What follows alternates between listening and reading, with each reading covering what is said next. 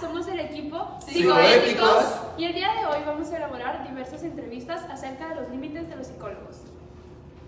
El equipo está conformado por yo, Pedro Jasso Luna, Jesús Alfredo, Martínez Ramos, Simpli Soto y Ninel Rubí. Bueno, pues por instancia el código ético estipula que debe haber una formación y una capacitación para poder llevar a cabo ciertas actividades. Entonces considero que es antiético, ya que pues debe haber un título y también una cédula profesional y una capacitación aparte según la especialización o el caso que se está teniendo. Aquí el ejemplo podría ser que yo, si no tengo la capacitación para poder atender a un paciente que tenga trastorno de la conducta alimentaria como la anorexia, pues estaría llevando a cabo, incluso teniendo el título, un trabajo antiético. Entonces, si así es antiético, sin título pues es más todavía. Pienso que pues es una falta de ética, ya que pues es muy importante tener lo que es la cédula profesional para poder atender a tus pacientes en dado caso de que no estés haciendo prácticas profesionales. Pues ya que eso le brinda más confianza al paciente y pues tienes un respaldo en cualquier caso que pueda pasar. Así que pues es una profesión, la psicología, entonces hay que estudiarla para poder atender a personas, aprender la teoría y la práctica y de cualquier persona.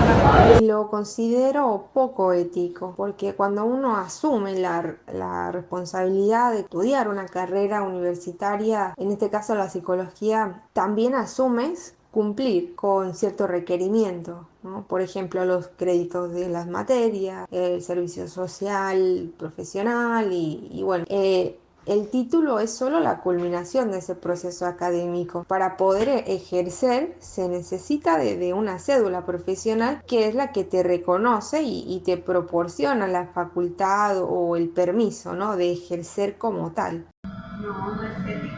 Creo que es esencial que quienes tratan con personas tengan una formación sólida. Sin el conocimiento adecuado, el riesgo para el bienestar de las personas es alto, por lo que considero poco ético que alguien sin titulación ejerza.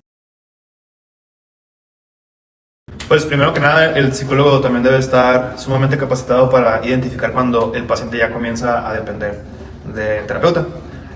Podríamos llamarlo transferencia. Todos los pacientes llegan a tener una especie de transferencia hacia los terapeutas, ya que eres la única persona que les escucha, que bueno, no la única, pero probablemente de las pocas personas que les entiende, que les acompaña, que les escucha ante sus situaciones. Entonces comienza a tener una especie como de acercamiento o transferencia. Sin embargo, ya cuando es una dependencia, debemos estar sumamente capacitados para poder llevar a cabo una comunicación con el paciente y decirle: ¿sabes qué? Voy a necesitar canalizarte porque estás teniendo ciertas conductas que te llevan a depender de mi persona, no tanto de la terapia como tal, ya es de la persona, del terapeuta como tal. Bueno, cuando un paciente se vuelve dependiente a nosotros, se puede decir, ahora sí que al terapeuta, lo que hacemos o lo que en sí yo hago es establecer, pues ahora sí que límites con él.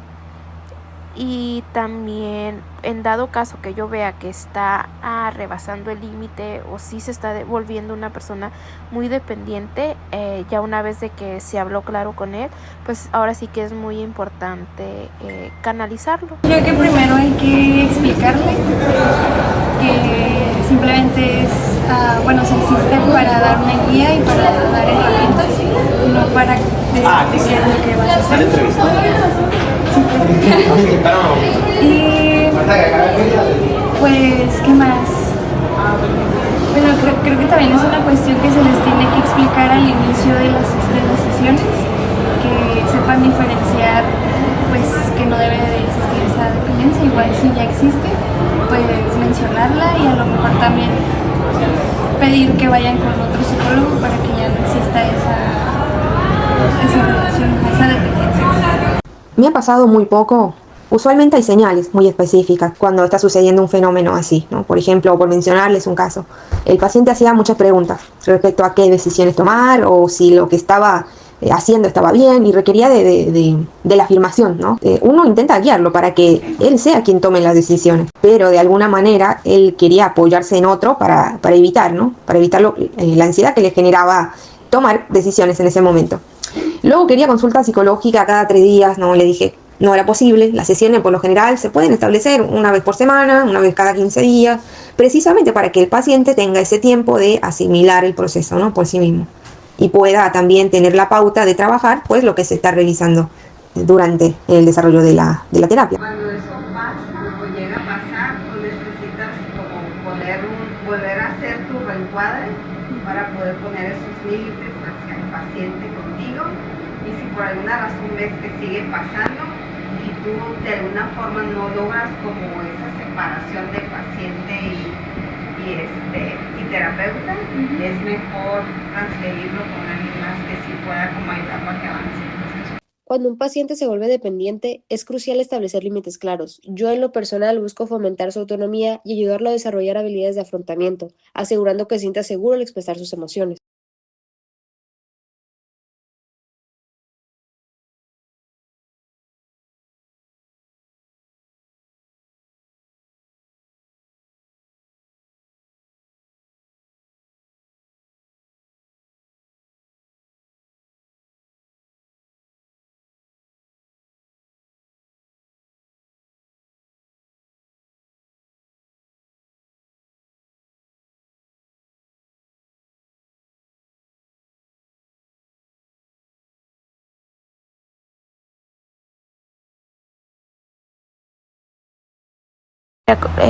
Aquí lo que yo realizaría, como te comentaba en la pregunta anterior, sería que si la persona ya no está tomando el tratamiento adecuado o no lo estás llevando de la mejor manera, sí sería canalizarlo, debido a que a lo mejor la persona ya no se siente en confianza conmigo misma, o también que pues ya él se siente en una zona de confort, en algo Así es una cuestión de él, que si no quiere avanzar o no está dispuesto a, pues no se puede hacer realmente. Y si no miras avances, pues yo pienso que hay que usar todas las herramientas que puedan existir. Y bueno, primero tendría que revisar de manera objetiva cuáles son esos indicadores que están reflejando la resistencia al tratamiento o el poco avance. Revisar el caso específico, porque no todos los pacientes llevan el mismo ritmo de avance. Eso haría primero. Después intentaría averiguar qué tanto es consciente el paciente de ese poco o nulo avance, ¿no? Ya sea el caso. Luego intentaríamos hacer una recapitulación donde él mismo haga esta especie de comparativa, ¿no? Tanto de sí mismo, de las situaciones que le atañen y que fueran el motivo de consulta. Si el problema quizá fuera conmigo o mi forma de trabajar no le está funcionando, bueno, pudiese preguntarle cómo se siente y llegar a una especie de acuerdo, ¿no? O proporcionarle a él opciones, ¿no? Ver si le gustaría a lo mejor ver a otro terapeuta o si lo considera necesario. Pero en esos casos sí hay que revisar todo el antecedente, todo el desarrollo y poder tomar, ¿no?, las decisiones pues más objetivas posibles. En esa cuestión de que si no ves que no hay avance, hay que fortalecer mucho lo que es la voluntad para que él pueda ir avanzando, ¿no? Y también que él pueda ser consciente de su situación, porque si no hay una conciencia de que realmente necesita trabajar, no va a avanzar. Entonces, ¿cómo aclarar ese punto? La resistencia puede indicar que hay temas difíciles. Es importante explorar las razones detrás de la resistencia, hablar abiertamente sobre ella y ajustar el enfoque terapéutico para que el paciente se sienta cómodo al abordar estos aspectos. Pues ahí es importante entender que tenemos que tener muchísima apertura a conocer nuevas formas de pensar de los pacientes. Si bien es cierto, el terapeuta tiene una sola personalidad, tiene una corriente psicológica en la que trabaja y una serie de técnicas que utiliza con los pacientes. Entonces aquí sería lo siguiente, de que no puedes utilizar siempre lo mismo con los pacientes, porque al final al final del día cada uno va a tener como un elemento que le va a hacer cambiar. Entonces, tener la apertura a poder ahora sí que intentar incluso cosas nuevas en el proceso terapéutico, porque aunque tengas mucho conocimiento sobre la depresión, mucho conocimiento sobre la ansiedad o sobre otros temas como los trastornos de la conducta alimentaria, siempre cada paciente va a tener un elemento que le hace único y diferente. Entonces estamos aprendiendo junto con el paciente. Entonces es la comunicación, así como las preguntas pasadas, la comunicación con los pacientes es sumamente importante, y sobre todo que haya una transparencia en la información. Y específicamente sobre la pregunta que haces, es meramente entender que cada caso es bien diferente, entonces cada terapia con cada paciente es personalizado. Ahora sí que el trabajo es diseñado específicamente para esa persona, ¿no? Entonces, ¿por qué? Porque en un elemento, aunque vengan los dos pacientes por depresión, en ese elemento hace que todo su sistema de pensamiento cambie, entonces yo tengo que diseñar una terapia específicamente para eso. En este caso, lo que yo hago y que me gusta hacerlo, ya que a lo que me dedico es el área infantil, es muy importante conocer al niño.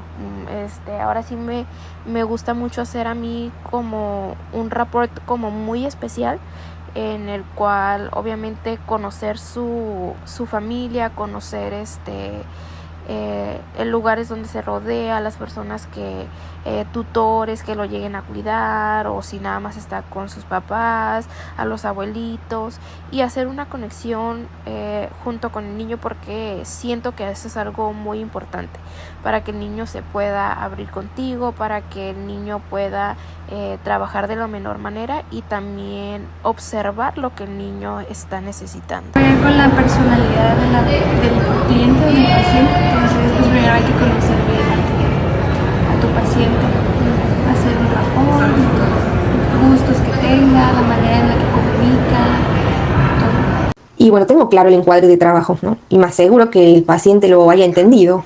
Personalizar, bueno, creo que cada profesional tiene de alguna forma su propia esencia, ¿no? Su propio sello, su forma de hablar, comunicarse. A lo mejor podría decirle, desde mi perspectiva, me gusta mucho ser empática, pero firme al mismo tiempo. Conociéndonos. Totalmente, sí, no hay más. Cada paciente es único, así que realice una evaluación exhaustiva para entender su contexto y necesidades. Utilice un enfoque integrador y combinado de diferentes técnicas que se adapten a la situación, ajustando el tratamiento de su progreso.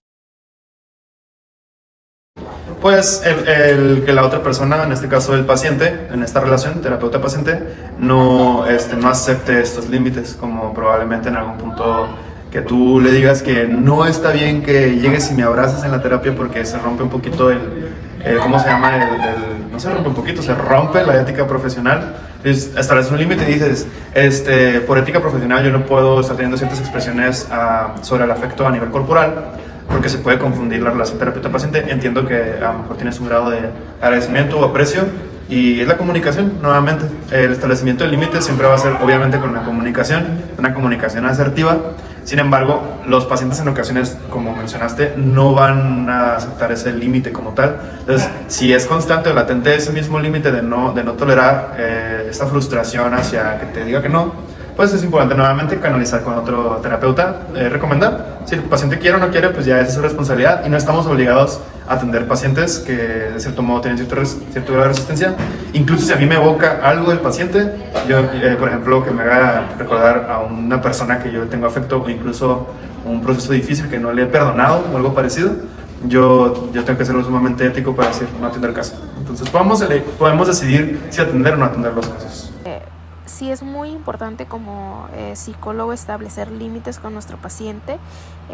Ahora sí que desde la consulta, los horarios, ahora sí que nos vean, que no se sobrepase la... También creo en lo personal que es muy importante abrirse con el paciente también, porque si establecemos, yo siento que tantos límites, él puede llegar a cerrarse, a no sentirse en confianza, a ver lo que somos. Entonces siento que es muy importante. Que no le guste al paciente. Y bueno, los retos al establecer límites son en el transmitir, ¿no? El qué y cómo lo comunica, ¿no? Hacer un constante feedback, asegurarte que el paciente ha comprendido la información, ¿no? Y como lo mencioné, bueno, demostrar siempre la firmeza de tu trabajo, pero sin dejar de ser empático, ¿no? Siempre salvaguardar ese rapport inicial y sostenerlo durante todo el proceso terapéutico. Uno tiene que tener la postura muy firme desde un principio. Resistencia del paciente. Fíjate que uno de los principales retos es mantener la claridad entre la cercanía emocional y el profesionalismo. A veces los pacientes pueden malinterpretar la empatía que tenemos con ellos, así que es fundamental ser claro sobre el rol del terapeuta. Pues digamos lo primero en terapeutas, muchas veces yo he escuchado de violaciones acerca de la confidencialidad en Tecate.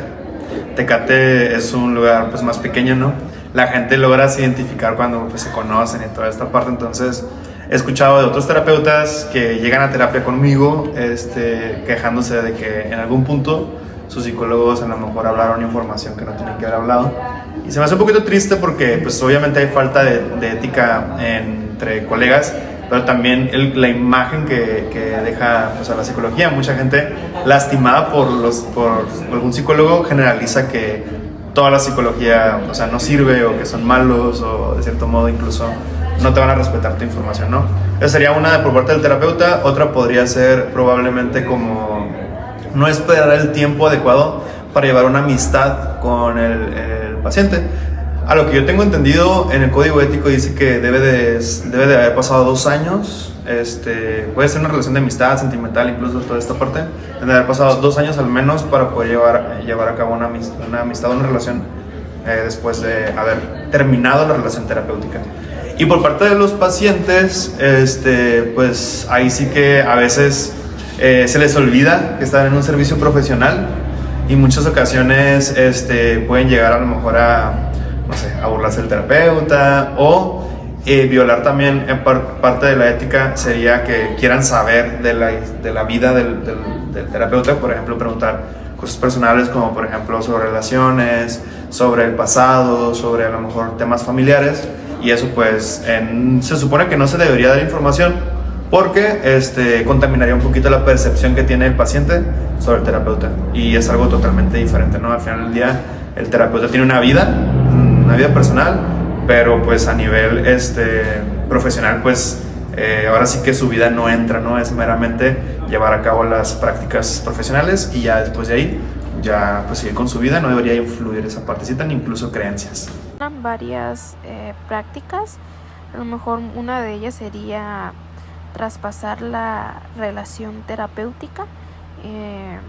Más aquí en Tecate se da a lo mejor casos que como es muy pequeño, pues sí, a lo mejor te puedes encontrar a tu paciente en un evento social, pero no sobrepasar esa relación a algo ya más amistoso, ¿no? A lo mejor en dado caso, pues sí sería canalizar al paciente, pues ahora sí que con otro terapeuta. Se me viene solamente, a lo mejor, relación de pareja. La confidencialidad o también el tiempo de sesión, que a veces, no sé si ustedes sepan, pero a veces también se les puede dar consulta después de que termine la sesión por mensaje o así, pero hay personas o psicólogos que no hacen eso. Y lo más común, y yo creo que son cuando los pacientes no respetan algunos lineamientos que se establecieron al inicio, ¿no? En el encuadre. Por ejemplo, que te cancele la cita sin previo aviso. Y eso te hace perder tiempo y la oportunidad de ver a otro paciente. Hay una plataforma que solemos usar algunos colegas, es un tipo de agenda digital, está en línea, donde ellos pueden visualizar los espacios disponibles, ¿no? De la agenda. Y cuando un paciente cancela constantemente, la misma aplicación luego lo bloquea. No lo bloquea de tomar lugares. Y eso de alguna manera pues te ayuda a simplificar tu trabajo y a salvaguardar tu tiempo, ¿no? Tu tiempo y tu esfuerzo. Los límites más frecuentes incluyen la divulgación de información personal, el contacto físico inapropiado. Por eso es muy importante, desde el inicio de la relación terapéutica, ser directo sobre estos límites con el paciente. Como el respeto es una línea muy delgada. Siendo lo más honestos posibles, no podemos, como decía al principio, no podemos ser robots. Tampoco, pues, el paciente está buscando ayuda, tú eres una fuente de ayuda, eres una fuente de confianza, a lo mejor sí necesita el afecto, o a lo mejor no el afecto, sino incluso el soporte, a lo mejor de sentir un contacto físico. Y entonces ahí es donde necesitamos entender que en sí Si el paciente te abraza, tú tampoco es como que lo vas a quitar, está para allá, o no me abrazas, pues no, o sea, si te abraza, pues a lo mejor tú vas a estar no como que, ay, también te quiero mucho, ¿verdad? Pero pues ser éticos también es responder a una necesidad de los pacientes, ¿no? Entonces, tú no lo estás buscando, pero el paciente lo lleva a cabo. Ya tendrán otra conversación más adelante, si es algo que se repita constantemente, donde tú vas a establecer tus límites. Pero en el momento el paciente está en crisis y debes de atender a su crisis, ¿no? Uno como terapeuta se da cuenta de la personalidad de su paciente, ¿no? Entonces se va a observar a lo mejor pacientes que están abiertos a que les des un abrazo y que el abrazo no va a pasar de ahí, o a lo mejor va a haber muchos que son cerrados y el simple hecho de estar en silencio para escucharlo, a lo mejor pues darle la mano, darle el tine, creo que está más de ahí. Creo que es muy importante el observar a tu paciente y ver quién sí, quién no, pero en mi caso sí, pues hay una conexión también con el paciente y obviamente le preguntaría mucho antes de darle el abrazo si le puedo dar un abrazo, y si me lo permite se lo daría. No estoy en contra de eso, pero en mi punto de vista pues no siento que sea algo malo, dependiendo también el paciente. Pues palabras de aliento, de motivación, podría ser. Bueno, es que yo sí recurriría al abrazo, la verdad. Yo no tengo problema con eso, pero sí, las palabras podrían ser, tener las palabras indicadas para... Cuando un paciente está en crisis, se puede acompañar sin que haya contacto físico, pero hay contacto humano. Entonces, son situaciones complejas, pero que si pasan, si sucede, como está en crisis, el que tú le hables a veces le genera mayor demanda. Entonces, en esos casos, a lo mejor decirle necesitas tomar agua, o sabes que tómate tu tiempo, y mostrarle esa comprensión y validar sus emociones, ¿no? Respetar los silencios, porque él está terminando de elaborar, ¿no?, lo que le está ocurriendo. Poder preguntarle si hay alguien de su confianza que le pueda acompañar, o alguien a quien pueda recurrir, ¿no?, en caso de necesitar ayuda. Al finalizar, uno que esté más tranquilo, al finalizar la sesión, se le dicen frases muy cortitas o preguntas muy cortitas. ¿Para qué? Para monitorear cómo anda, ¿no? Cuando hay un ataque de pánico o ansiedad, lo ideal es hacer que el paciente esté consciente de lo que está pasando y como regresarlo a su realidad. Entonces un abrazo realmente no va a ayudar mucho. Necesitas como hacerlo consciente de cómo se llama, qué necesita, más que un abrazo. Yo, en lo personal, en momentos de crisis, valido las emociones del paciente y ofrezco apoyo verbal. Puedo guiarlos en técnicas de respiración o darles un espacio seguro para que expresen lo que sienten, obviamente siempre manteniendo el profesionalismo y respetando sus límites físicos.